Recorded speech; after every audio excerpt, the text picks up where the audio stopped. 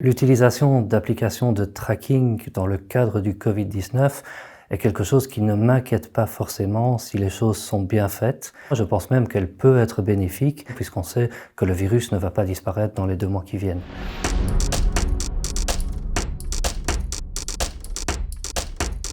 L'idée, c'est d'utiliser le Bluetooth de votre téléphone pour détecter les autres téléphones autour de vous. Vous savez, le Bluetooth, c'est ce petit logiciel qui envoie des signaux un peu autour de vous pour dire qui est là avec quelqu'un qui répond. Donc ça permet, dans un environnement de quelques mètres, de connaître tous les autres objets connectés qui sont présents.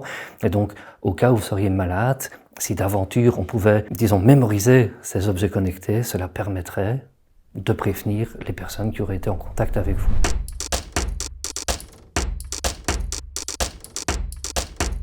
Ça a l'avantage de responsabiliser la population. Donc c'est aux citoyens d'enclencher le détecteur de Bluetooth. Ce n'est pas imposé, ce n'est pas un traçage de l'État. Et donc du point de vue de la perception de la vie privée, il y a une plus grande probabilité que ce soit adopté.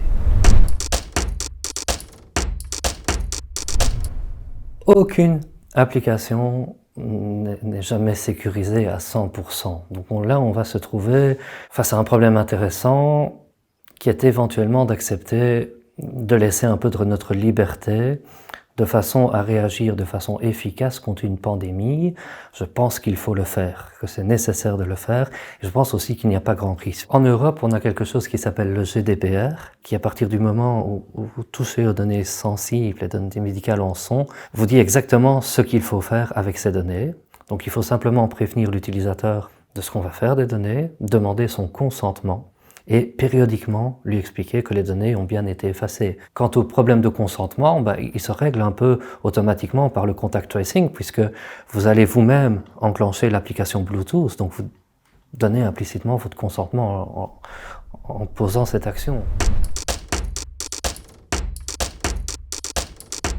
Nous ne sommes pas dans un contexte concurrentiel.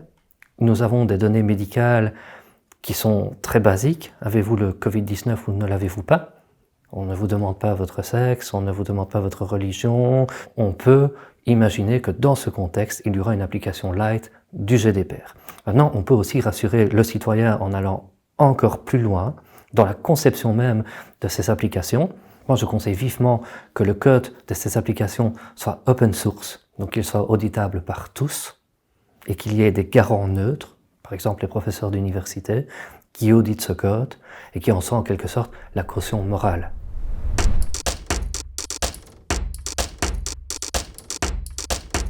Ça ne marche, ce genre de technique, que si le citoyen joue le jeu.